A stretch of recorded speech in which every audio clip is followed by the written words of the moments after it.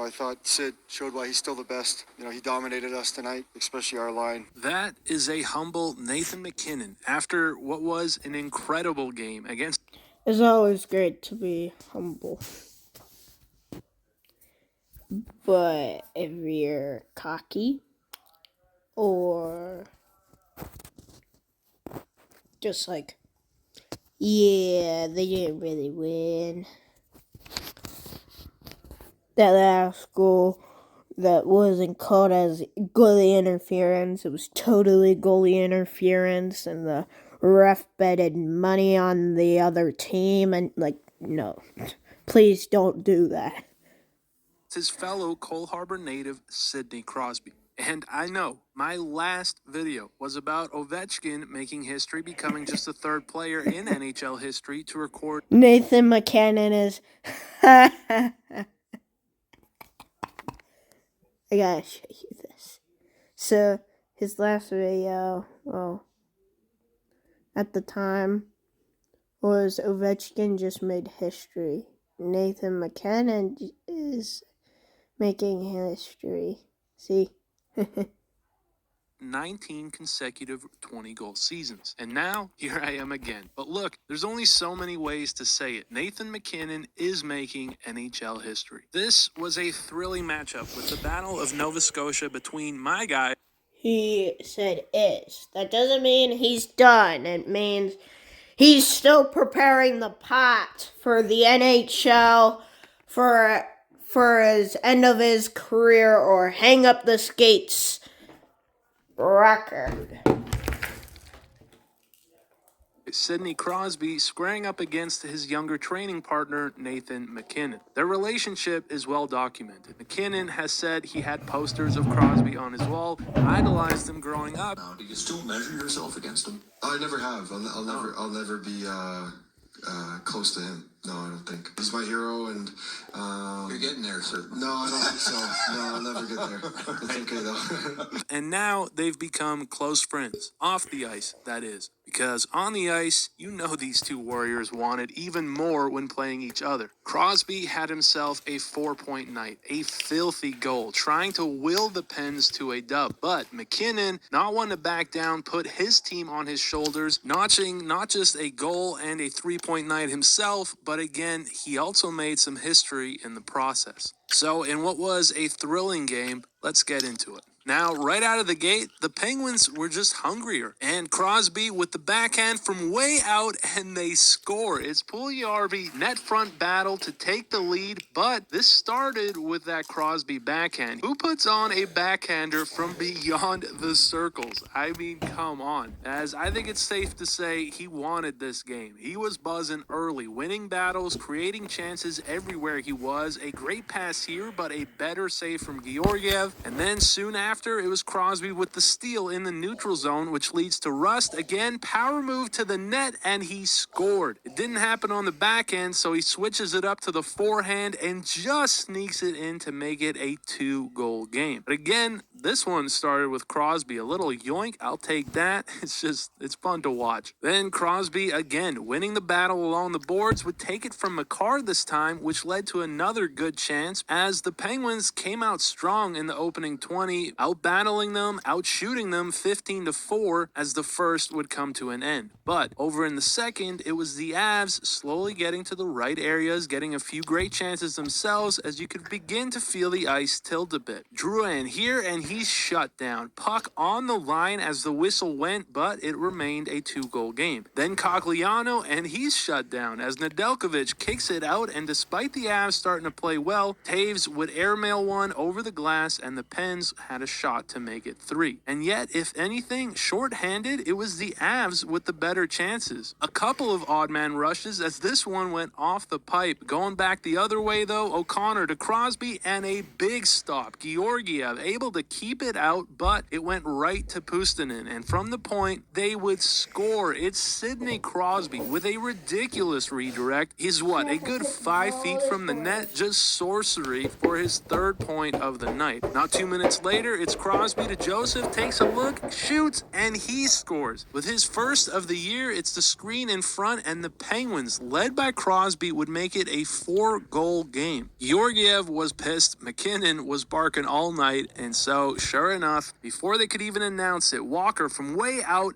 and he scores. Coming right back, it's through traffic, and just 25 seconds after the goal, it was Sean Walker answering to make it a 3-goal game. And now the Avs were alive. McKinnon here with a knuckler as Nedeljkovic gets a glove on it. Walker from the middle ripped another one off the pipe. Then Duhaime with a shot. It's stopped, but up and over, and they score. Trenin getting a piece of it in front with his first in a Colorado sweater to make it a 2-goal game. But looking for more, it's Sydney, McKinnon the through, big and he knee. stopped, but he was hooked on the way. Joseph Big boy just scored as big boy.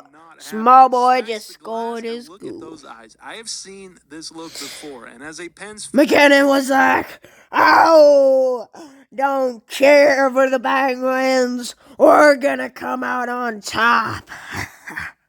fan, I just had a bad feeling heading over to the third. And sure enough, not 4 minutes in, it's McKinnon, cross ice to Drouin, and Nathan McKinnon scored a goal. Finds Drouin, who beats Nedeljkovic blocker side as he's moving right to left. And with the assist here, McKinnon made a little history. Continuing his streak of recording a point in all 34 home games to date, he becomes just the second player in NHL history to record a point in 34-plus home games to start a season. Of course, Gretzky being the only player to ever record a point in all 40 home games. And because we now have 41 home games... Wayne Gretzky! Gretzky really got a goal! Way! ...streak to 18 games. That's not my Becoming voice. Just the second player in NHL Don't history mistake to me record for that two voice. 18-game point streaks in one season. Gretzky, again, being the only other. I feel like every stat is just a Gretzky stat.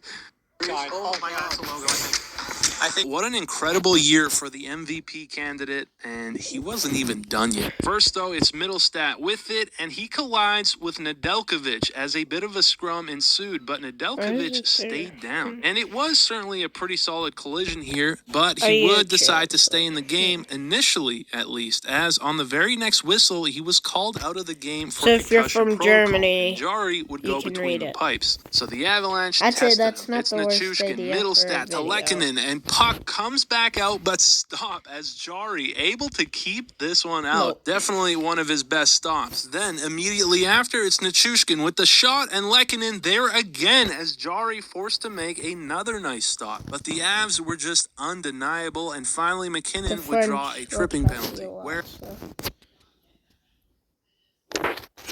the pressure just continued to mount. And while they couldn't capitalize with under 5 to go now, it's Drouin cross ice to McKinnon, and he scores. Drouin returning the favor with a beautiful pass. It's McKinnon, an absolute laser to beat Jari, coming across for his 44th of the year, coming all the way back with 4 unanswered to square it up. And guess what? With it, McKinnon also set the franchise record for the most points in a regular season at 121. What a night. impressive. As Nedeljkovic was finally cleared, which meant Jari got to come out, but we now had a tied hockey game. And so as regulation would eventually expire, we also got ourselves overtime. And in overtime, Miss- it certainly didn't take long. Drouin Mr. in, powers his Mrs. way to the net, and he scores, completing the comeback to take the dub, his second of the Told night ya. and 14th of the year. He outweights Nedeljkovic as the Avs would take their 9th consecutive game, coming all the way back from 4 down in what was an epic battle. And with it, McKinnon actually picked up his 3rd point of the night, so capping off a great one, he sets the franchise record at 122. But yeah, certainly 2 of the best in the game in Crosby and McKinnon lived up to the hype, as this was a fantastic game. Well, another week has come and gone, and you better believe we got plenty of clips worth another look. From incredible sellies, friendly fire, full-out brawls, and of course, some great mic'd-up moments. Fight! For fighting. Hey! You Ha!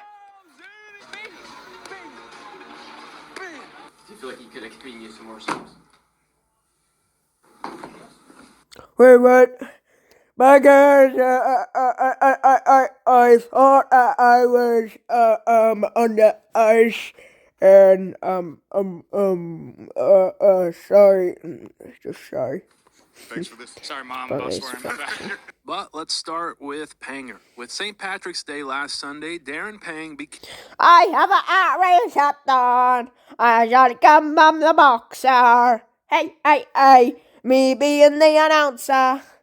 I may be an announcer. Me. a leprechaun and had Lafreniere confused as to what exactly he was looking at. Had to do a double take, like, really? I've dreamed all my life of being in the NHL, and this is what it is? He also had himself some kind of green concoction, and so Panarin had to come over and take a sneak taste at the secret leprechaun juice. You gotta stay hydrated. Then, you remember in last week's video, we got What a that was full like his team round of pee? butt taps on Ugh. TJ Oshie for his 1,000th game. Well, this week, officially honoring his 1,000th game, he was mic'd up.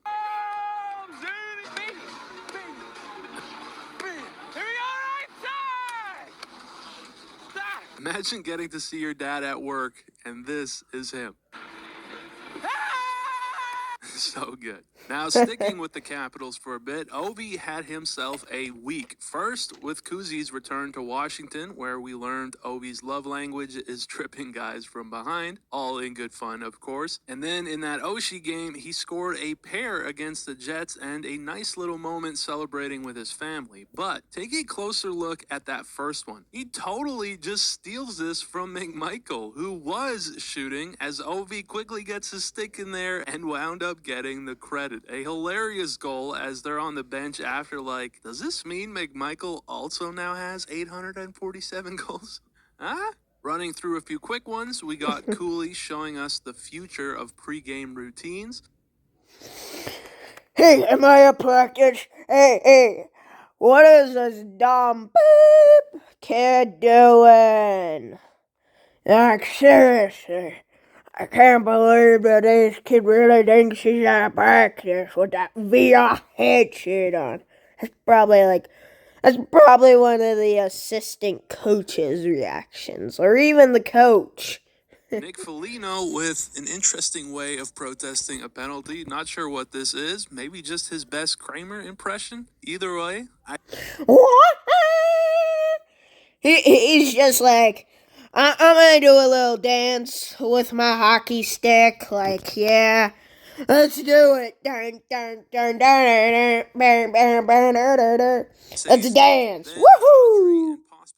Maybe he was like, no, this isn't a penalty. Get me out of the box. Like, that might be like foul play. Like, you know, in football, how they do like foul play, and like how the ref has like, even in hockey, they got like signs like the ref. Maybe he was doing like this wasn't a penalty one. Little friendly fire. And similarly, the Islanders 13. with three guys coming together, as you can't get much worse of a sequence than this. Rough stuff. We got Stutzla remembering, oh yeah, you gotta look at the water bottle to drink. Or avoid it, like this guy. Jack Eye training the training staff? Or maybe this is just how Jake Campbell trains. Speaking of which, let's check in on him. Aspero getting a penalty shot. Campbell's got it, or does he, as it wound up going in the most Jack Campbell way possible? Ah, poor guy. Then Delorier with the good vibes. Atta B, boys. Wait, did you see it? Delorier giving Lawton a little smooch on the neck. And finally, in the OHL, Okay. Lewinsky would call game with the Hattie before breaking out the selfie celly. And it was a crazy week in some of the other leagues. In the AHL, not only did we get that strange goal off of Campbell, Coachella Valley would draw a penalty, then missed a pass, and with the goalie coming out, they scored on themselves. Brutal. In the WHL, it was a full-out brawl. They scored on themselves. themselves. A goalie fight at center ice, capped off with the coaches nearly going at it. Just a crazy scene in Moose Jaw. And lastly, in the CCHA playoffs, Michigan Tech down a goal with a chance to tie it up on the penalty shot, which was exactly what they did. But further, in the dying seconds, puck on on net, and they would score. Coming back from It's a gonna be a deficit long to video. win it, this one off the boards. World's longest radio show. Again, they'd come back, and this goal sent them to the finals. I With that, hope let's the head over world's to Calgary, longest where during radio intermission, show this actually kid would happens. score on the shootout, and What then hit if- one of the best What if we sellies combined you'll ever all see. the I mean, radio come on. shows? I would absolutely That'd kill be- to see someone pull this off in the NHL. Oh Speaking man, of the I would shootout, love it if Zibanejad that would hit the happened in the Forsberg NHL. against Florida with a beauty of a goal. Even Bob had to acknowledge it, as the Rangers would take the dub, and it was high fives all around until the Empire State Building, as Kreider, with an idea, puts the glove on his stick and gets up to the big man's level. Pretty good stuff, and I honestly hope this becomes a thing. Now, you ever hear Yeah, this Gordie yeah. Howe quote? All hockey players are bilingual. They know English and profanity. Well, Brad Marchand proved just that. The mic'd up version of him getting cross-checked dropped this week, and let's just say the editors worked overtime. Hey, you didn't get it. You wait.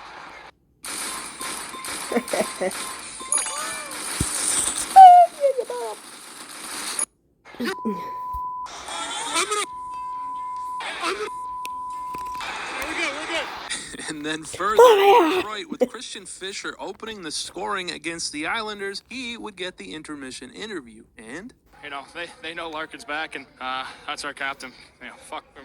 Sorry, we love him. yeah, so recognizing his slip up, he made sure to apologize to Mom. Thanks for this. Sorry, Mom, about swearing. My bad. Then in Arizona, it was Kesselring and Borgen going at it, and so Wes McCauley with the call. Told you. Seattle 3, Arizona 5. Both guys 5 each. He's like, there's a fight on the ice, and, it was an Arizona player and, a Seattle player, and they were fighting, and, wait, how'd I get to the NHL? That was in the CHL. Wait, what? Fighting. As only he can. It still gets me every time. And then this is real footage of the game Felix Sandstrom had. Not his best. And so Torts, asked about it, was speechless. Wasn't too happy with his performance. He just felt like he missed a couple there. To feel like he could have used some more subs. Just a classic Tortorella presser. Oh, wait, I'm supposed Meanwhile, to be on the in ice. New Jersey, Yeah, that I was don't even basically know the what this reaction. is, but you ever wonder about fate? Because look no further. In Dallas, with an empty net, first they ring it off the pipe, then Oh, crap, a brutal pipe. open net miss. I mean, come on. But then finally, just when it appeared they had scored, it would get called back for offside. If you're a betting man, I hope you took the under on this one. Some more quick ones. We had Bedard getting mounted by Addison, which, yeah, you just can't have it. We got wrestling meets hockey, and I'm not much of a wrestling guy myself, but this was kind of fun. A little Bruins-Leafs rivalry. Good stuff. And what happens when you get Nashville, Detroit? Well, you get a catfish and an octopus on the ice at the same time. That's what. It was an aquatic zoo out What? there. As in Boston, we got a bear suit on the ice. I'm a bear. I'm gonna be on the Bruins' ice. Like, what the heck? What to do? What to do? A bear suit on the ice. Like, they threw a Bruin. They threw a Bruin suit right onto the ice. Off of a pasta Hattie. I'd be taking that home myself as well. And lastly, we'll finish with what was a nice moment. JT Miller getting Miller chance with his daughter in the barn.